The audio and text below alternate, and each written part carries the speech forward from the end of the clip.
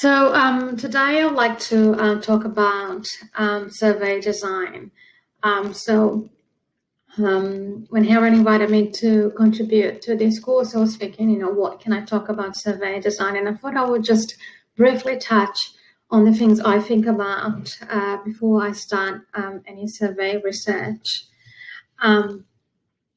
So I'll first talk about the ethical and privacy issues that we consider before running our research, defining the sample population, and data collection methods. This software I'm using has a 15-minute limitation, so I might have to do that as part one and then continue to talk about capturing the right data when conducting survey research. And I'll briefly talk about a research we've done in testing different strategies to improve response rate on postal surveys. In terms of ethical and privacy considerations, before we conduct any research with human participants, we need to seek approval of our ethics committee. I'm unsure what are the requirements in your institution, but in any case, thinking about ethical and privacy issues, it will most definitely enhance your research. So one of the first things we need to do when we start this process is to think about and articulate very well what's the research benefits. So in order to receive approval from the ethics committee, I need to demonstrate what my research benefits are. I also need to demonstrate that my research is done by qualified staff and that the methods and the resources we have to do this research are in line with the objectives of the research. We also need to show due regard to the privacy rights and welfare of participants. And also, as part of this process, we need to provide enough participants enough information and seek their consent to participate. So on that regard, we need to provide participants with information on why the research is being done, what participation in the project will involve, how the information we collect from them will be used, published, and stored, who is funding the research.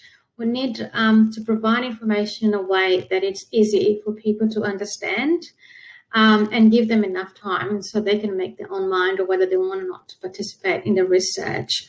As researchers, we need to be available to respond to participants' questions or concerns, and we need to treat all personal information confidentially. So basically, we need to, inform the participants about every aspect of the research that affects them. There might be also, if the research, for example, gets changed after the participants get involved, we need to communicate those changes with them. And they need to also know they can make complaints regarding to the research, and they also are able to withdraw from the research without penalties. So in this slide, I'm just listing some web pages. So the first one is the CSRO web page about conducting research with people. They have our policies and guidelines there. On the second link, there's the National Statement for Ethical Conduct in Human Research in Australia. And the third link is about the Australian Government Privacy Act. So all those sources will provide important information about, the ethics and privacy considerations of undertaking human research. I encourage you to find out what are the policies and guidelines on your institution in your country. And if you're interested to know what are those policies in Australia, just visit those websites. Then once we get our approval from the ethics committee to start our research, we need to think, we're as part of the process, we're already thinking about who is the population that we want to be talking with. So it doesn't matter whether we're talking about research on residential settings or commercial settings. you always need to think about who your target population is and how to best achieve a sample that is representative of the population. So I thought to give a few examples of past research we've done and the things we think about. So, for example, let's say I'm trying to understand how's energy used with residents aged 65 or above. So elderly people and how they use energy in their home. So if I'm working with this target population, what would be the best method of data collection that I could use? So, for example, if I'm considering doing an online survey to elderly residents in the area that I want to be surveying, do they have access to a smartphone or computer to participate? Or if I'm considering a postal survey, is literacy rates with elderly residents in your area good? Like, is everyone will be able to read and respond to the survey in writing? So you need to think about, all those different types of methods that have benefits and they have limitations. You need to think about how they work with the target population that you're working. And depending on your resources, you might be able to employ more than one method. So let's say you could start a research with a large postal survey, and then some target population that you haven't achieved. You can then complement the data with an online panel survey, for example. So there's, in terms of that, the strategies that you can use within each of those methods or across those methods to improve sample representativeness. I won't have time to touch too more on these, but it's very important that you think about those issues when you are deciding how to conduct your research. So also in terms of understanding, for example, household energy use, a key thing is to understand who to survey. Do we want to survey anyone that lives in the home, or do we want to understand people that are the ones who make decisions in the home about energy? So, for example, let's say I'm trying to understand how households make decisions about which electricity retailer they want to connect to. Should I survey anyone living in the home, or should I survey the person that is actually making that decision? So in any way, there is sometimes you are able to restrict your sample just to decision makers. Sometimes, depending on the data collection method or your target population, that might be hard. So if you can't, for example, restrict your sample population, it's important that you find ways to find out whether the person that you're surveying, is a decision maker or not, if that's something that is important for your research. So, for example, you could ask, include questions on your survey, such as how frequently do you participate in decisions about household electricity use and bills? If that person responds that they never or rarely participate in a decision, they're not a decision maker in that home. If they say they, frequently or always, then okay, they are decision making in the home. And whether that matters or not, again, would depend on what your research questions and what you're trying to achieve. But if you include those questions, if you know how to make those differentiations, then it's easier for you to account for those things in data analysis, and you'll be able to do a more comprehensive data analysis because of that. Another aspect is also important to think about how you're going to check how representative your sample is. So, for example, in Australia, we do have sensor data that is collected and regularly. There's a database that, as researchers, we can go. I can look at different demographics, so people living in different towns and in different states, so for the whole of Australia, and collect and see how the census collected data. So it's really important that before you start your research, you think about what are the databases that you can, or the data sets that you can compare your data to, and look how they word some questions. So the census data have very important questions on social demographics, in terms of income levels, level of education, household type, dwelling type. So I first will go to the census, look how those questions are worded. What are the response options that are given? Because I need to make sure that my survey questions align with those. So later I can compare the data. If my question and response options are very different or don't map directly to the census, then it will be really hard for me to make those comparisons and check how representative my sample is. And also, like sometimes you might be during data analysis want to apply weights to your sample to, correct the bias on your sample. Again, it's being able to check how your data relates to other data sets. It's really important on that regard.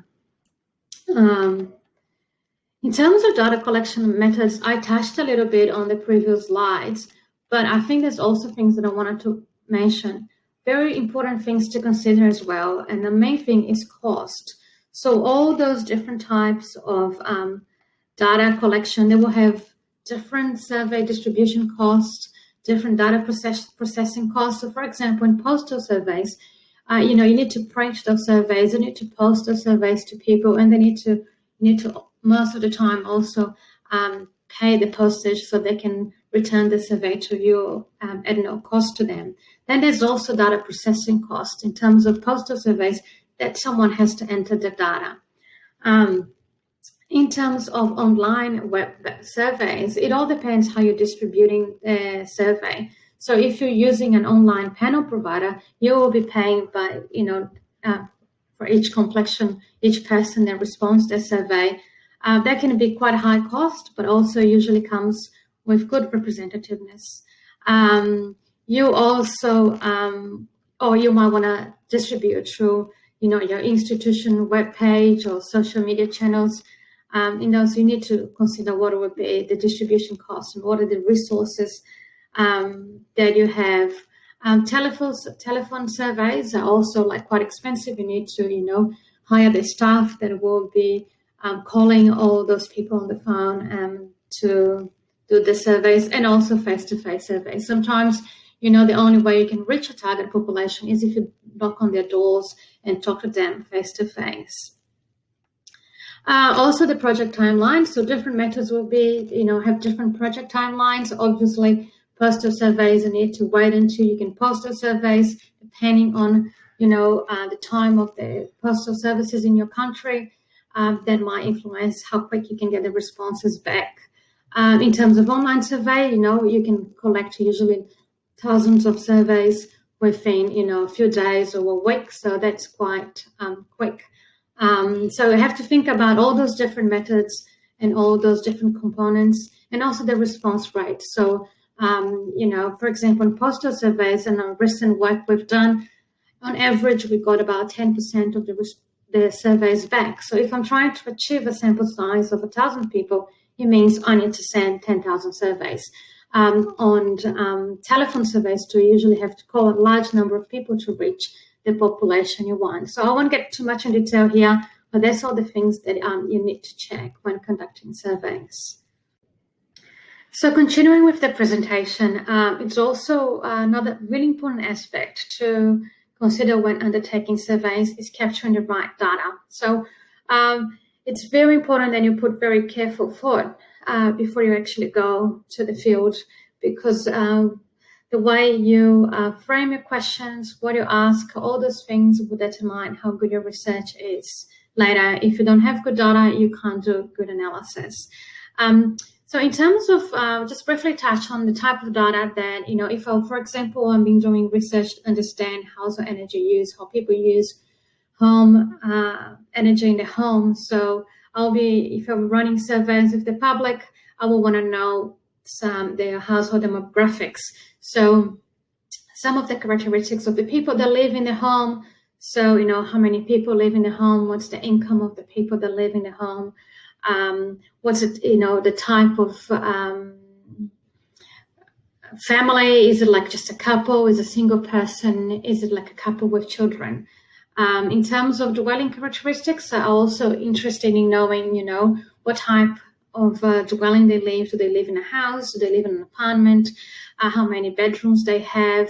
What type of appliance they have? Do they have air conditioning or not? So all the questions that you include in your survey would depend in what your research questions is, what you're trying to find out.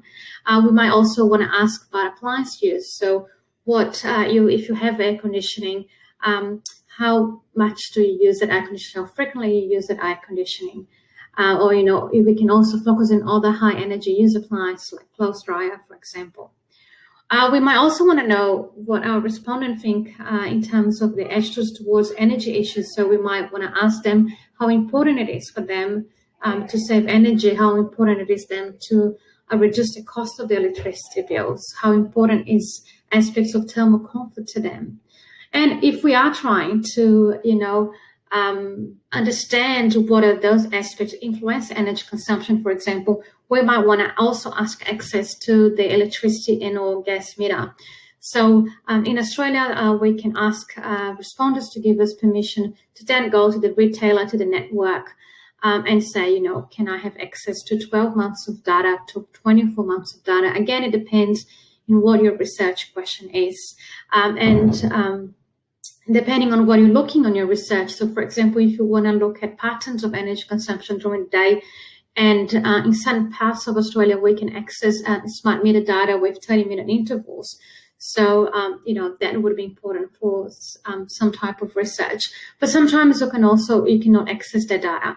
And you might be able to get some data straight from participants in terms of asking them to look at their past bills and report how much they paid for those bills in the last 12 months, how much they consume energy in the last 12 months. It's much more coarse data. It's prone to data entry errors. It's prone to participants being able to understand the data they're reporting to you. But it's really important sometimes to integrate all the data together when you're doing data analysis. Also, it's really important to think about how to ask. There's lots of types of questions that you can use on a survey. You can have a qualitative question, like an open test question. So, for example, we were doing a research about uptake of solar PV and battery storage. Battery storage is quite a new technology. Not many households have it. We didn't want to restrict the response options to the participants. We want to know, explore the issue and given open questions about, why does your household plan to purchase battery storage, and let people give us the talk. And then, we need to code those questions and categorize to be able to analyze, but sometimes it's important to give that option to participants. We also can have a range of quantitative questions. We can use categorical variables. So, for example, we might be able to understand what are the types of air conditioning people have in the home. Sometimes also important to think when you're using categorical questions, do you want to give people multiple selections so they can select more than one option, or they only can select one? So, for example, in one of our researches, we want to understand what all the types of air conditioning people have in home. So we provided a multi-select option. But then we also wanted to understand which one is used most often. So then we provided a similar question, but with a single response option. You can also have ordinal questions. So, things like a Likert scale. So if I'm interested in asking people how important it is for them to save energy, and you can go from a scale to not important at all to extremely important. That scale might have 5 points, that scale might have 7 points. It all depends in what you're trying to achieve, what's important to you. But it's another type of question that you can use. And sometimes it's important to use numerical questions too. So, if you want to ask people to report how much was the cost of their last electricity bill, and you can also ask data format questions. So, to provide, for example, the date of the last electricity bill. So it's really important for you to think about what do you need to ask on your survey and how important it is. And if you use an online survey, a lot of the ways you can restrict the type of questions. So you can make sure that if you're asking a question about date, people can only enter in a date format. If you're asking a question about numbers, they can only enter in a number format. And those things are really important to pay attention, because they might not mean much now, but when you're actually having to clean the data and analyze the data, it will save you a lot of time in dealing with that data. Another aspect of surveys is when to ask. So depending on what you're researching, depending what you're trying to find out, when you ask the question, it's really important. So for example, if your research is interested in looking at behavior over time, you might need to be able to collect the data more than once. So we've done a research in the past about thermal comfort. We wanted to know how people were using, for example, the air conditioning. So in Australia, we can access temperatures over time on the Bureau of Meteorology website. They also sometimes forecast, in summer, are we going to have a heat wave? How is the temperature going to be in the next few days? So this is a research that we were doing using a mobile app application where we can send surveys very quickly to people's mobile phone. So we were monitoring, these are some pictures from the Bureau of Meteorology from their report and when they are forecasting heat waves in summer. We were monitoring, the temperatures, and we knew a heat wave was coming. So we were able to send a survey about air conditioning use to our participants and see, when temperatures are really above average, really hot, how many days they had the air conditioning on in the past few days, how many hours, what the temperature they did. And then we were able to wait a month when the temperatures were more mild and resend a very similar survey. And so we could compare, how the behavior in terms of using air conditioning has changed on mild and very hot temperatures. That's now the last thing I would like to mention in my presentation. I briefly talked about how you can use these strategies to improve survey responses. So this is work that I published with colleagues, Lygia Frederick, Adam Berry, and Peter Toscas at the Energy Research and Social Science Journal. I'm leaving the website there. You might be able to access. And I'll also work with Hera to see whether we can provide a copy to participants, depending on the restrictions that are available. So there are strategies that you can use to try to improve response rate.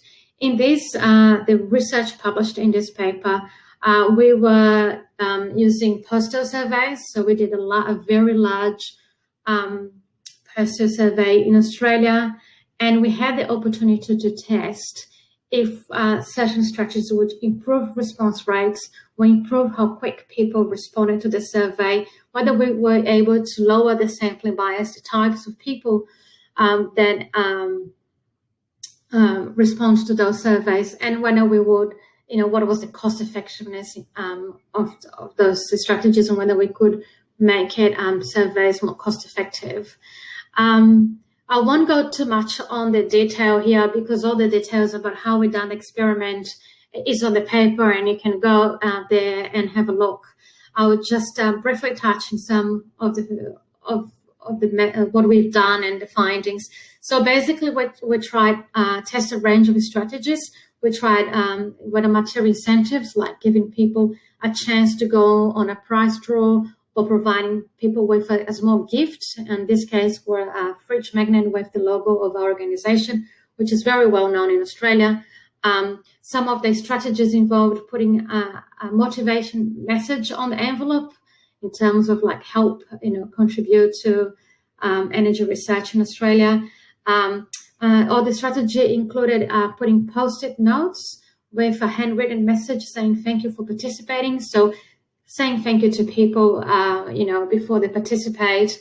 And some of the strategies might involve sending people a reminder postcard. So maybe a few weeks after you send a survey, you send a reminder postcard saying, hey, I don't know if you remember, you received a survey in the mail a few weeks ago. It'd be great if you could participate. One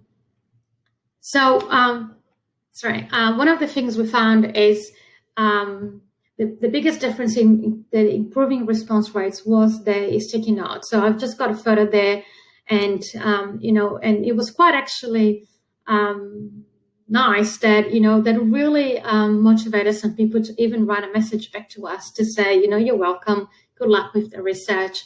So that strategy is the one who improved response rates the most. but again, it was not the most cost-effective strategy. So depending on the type of survey method you're using, there are strategies that you can use to improve all those things. It's important that you find out what past research has done. Sometimes very important to know, if you can find information in the same context that you're working, in the same country that you're working, and it's also very helpful. So I think that's all I had to say today. I once again would say thanks for being invited to participate in this course. I hope some of the information I provided will be useful to you. I wish everyone all the best on their study, on their research. And if you have any questions, please don't hesitate to send me an email to me. Thank you.